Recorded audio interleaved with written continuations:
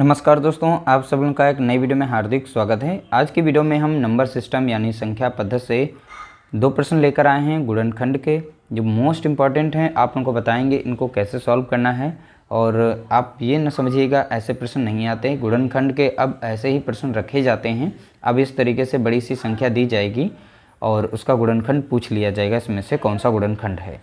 ठीक है, गुणनखंड मीन्स ऐसी संख्या जो दी गई संख्या को काट सकती है, यानी इसको काटने वाली इसमें एक संख्या है, तो वो हमें चेक करना है किस संख्या से इसे काट सकते हैं, वही गुणनखंड है। देखिए, एक मात्र 5 सेकंड का इसका आंसर होगा, लेकिन उससे पहले कुछ नियम हैं वो हम बता देते हैं। उसके बाद इस पर आधारित एक और प्रश्न है, थोड़ा सा उसका पैटर्न चेंज है, लेकिन उसको बताना, उसको भी उसी मेथड से आप बता सकते हैं।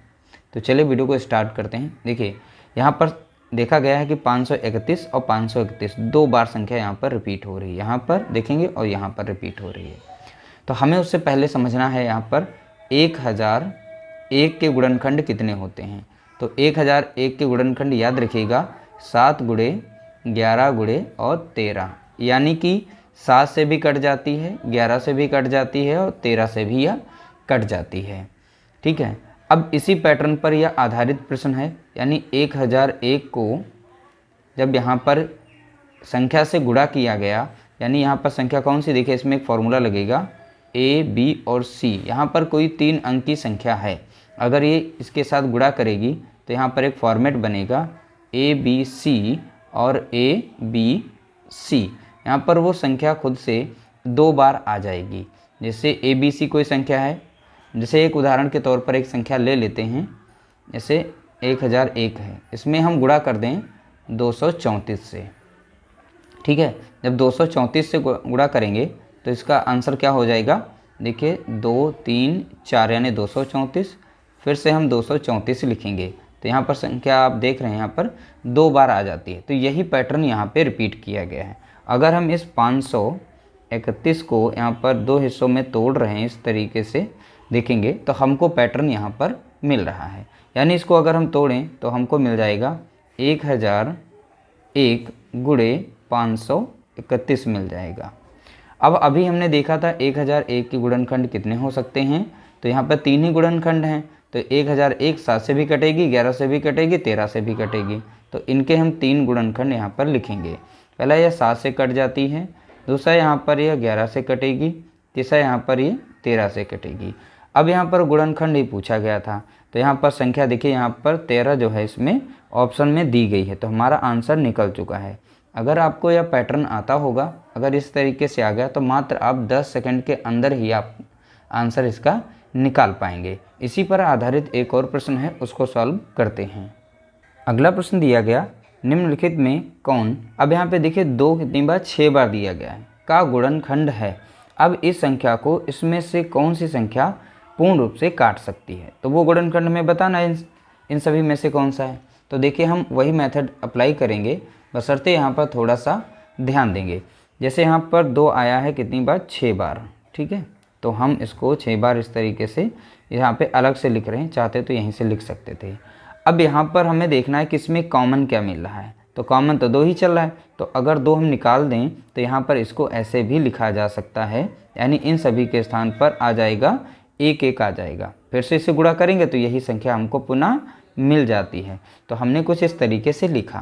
तो ध्यान रखिएगा, जब कभी भी कोई संख्या और यह 6 मान लीजिए, यहाँ पर जैसे 1 आया है, तो एक जो है यह 6 बार, कोई संख्या जब 6 बार स्वयं से रिपीट होते यानी खुद से आ रही होती है, ठीक है, उसको हम इस तरीके से कॉमन करके निकाल करके यहाँ पर 1 बना लेंगे। उसके बाद यहाँ पर जो 6 बार 1 आया है, इसके हम टोटल गुणनखंड याद करेंगे किस किस संख्या से ये कट सकती है। तो इसलिए हमको गुणनखंड याद रखना बहुत ज़रूरी है।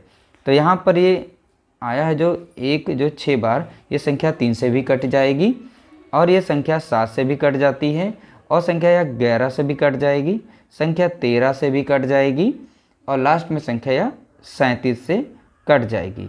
कुल मिलाकर 6 संख्याएं हैं यहाँ पर, टोटल 5 संख्याएं यहाँ पर हैं, जिससे यह 6 जो 1 बार आया है यह कट जाती है। तो 1 कितनी बार होना चाहिए, 6 बार। तो यहाँ पर यह संख्या कट जाएगी। अब कुल गुणनखंड इसके अगर देखेंगे तो यहाँ पर देख सकते हैं 2 से भी हो जाता है। तो इतने जो गुणनखंड ये निकल के आए हैं, यहाँ पर जो 1 1 6 बार लिखा गया इसके हैं।